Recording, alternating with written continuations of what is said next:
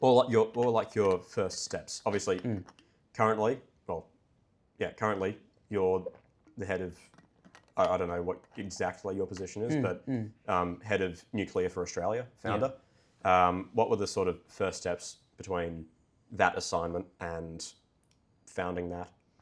So really, I think with a lot of young people, it probably starts with social media.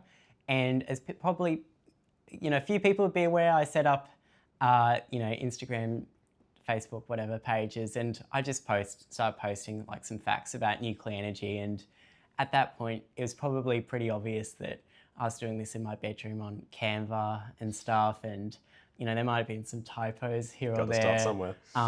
Probably, I don't think it was getting many likes or anything, but that's okay. I started was the important thing, and that quickly, took off. At the same time, though, I'd launched a change.org petition, and basically through the social media content was always going back to the petition and saying, you've just learned this thing about nuclear power. Why don't you sign now to lift the ban on nuclear power? And a lot of people started signing that. It was then that the media got interested, and I started doing, media interviews, and that is where it sort of all started picking up. So the next thing, the next sort of point, so obviously in the background, I was still doing all the social media stuff and still doing all the Canva, whatever, is that I made a submission to a Senate committee on nuclear power.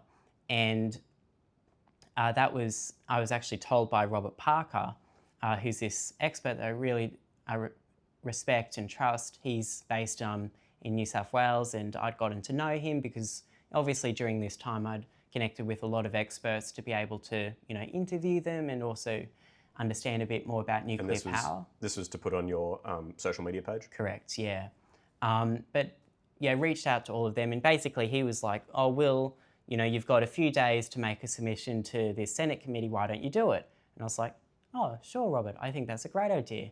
So, I put something together, probably wouldn't want to read it back because it probably wasn't too good. And then I submitted it, and then I found that I was invited to Canberra to present evidence to the Senate committee. And, that was an incredibly exciting time because there's a lot of media around that. So I went on Sunrise on Channel 7. I did lots of radio interviews and stuff, and it got, a heap of attention, both positive but also negative in some respects. It was then that literally, right before I went up to do my evidence, Dick Smith had heard me on Ben Fordham's show on 2GB, and I get this email from his assistant, and she's like, oh, Dick Smith would like to see you at his home tomorrow.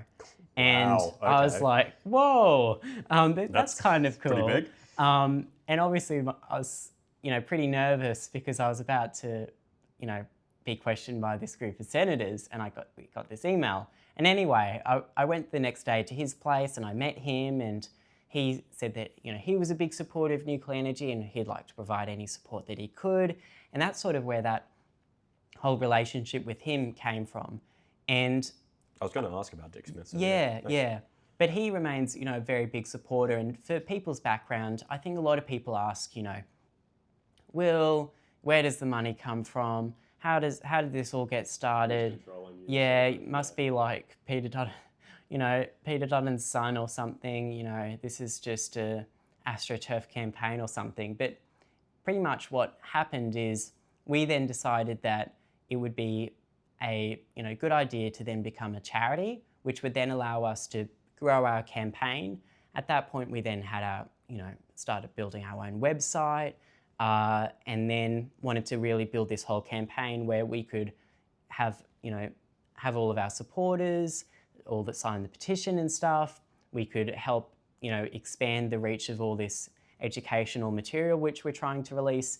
And basically Dick Smith, gave us funding to be able to, engage lawyers to go through that process of setting up a charity for Nuclear for Australia.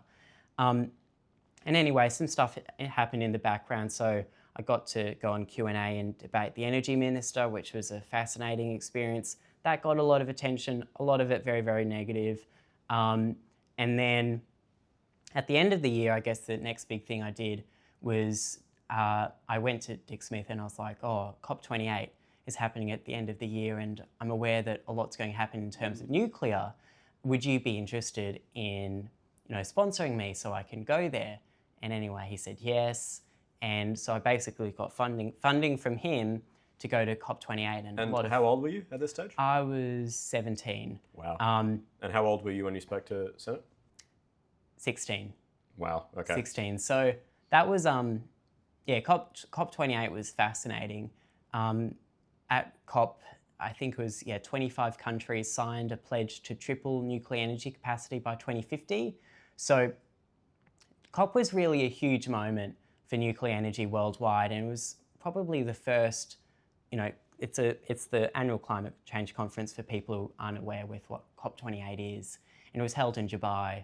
And it was a really huge moment because people started talking about nuclear energy again. And I had the real privilege of, I got to meet all these world leaders, say, who are some names they got? Macron. So I got to interview Macron and talk to him about nuclear energy, and he actually called for Australia to lift the ban, which was kind of funny. How did you feel about that? Because that obviously, that's a world leader making a comment about it was funny. I literally hadn't asked him, whether he thought Australia should lift the ban, because I thought, Macron, he's not going to want to get involved in international politics. But he said it, and it was because I introduced myself as an Australian. I was wearing a nuclear power shirt. I literally just asked him, what does he think about it? So I found that really funny. But there's lots of other world leaders I met. Well, not really met, but we're acquainted with. I tried to ask Hillary Clinton a question and a few others. Didn't post all of them, but it was a fascinating experience, and it was actually the first time I'd ever been to a nuclear plant. So a lot of people would be unfamiliar with the fact that in the United Arab Emirates, 25% of their power comes from nuclear. I was not aware of that. I thought it was. You'd think it's like fossil fuels and solar, and that makes total sense. But actually, they've got a nuclear plant. It's called the Baraka Nuclear Power Plant, and I went to that. It's a fascinating project they've got there. They've got like 4 reactors which they've built. The first, nuclear power plant in the Middle East, not to be the last. But that was a fascinating experience. My first time actually seeing one in real life. And the interesting thing about the UAE and nuclear actually is that they're currently investigating building another one of those. So you're thinking, like, if you're to put that into perspective, they could potentially have around half of their power coming from nuclear energy. And a lot of people would be surprised by that. But I think it sort of underscores the point that, countries around the world understand that they need a balanced energy mix, and nuclear power should have a role in that.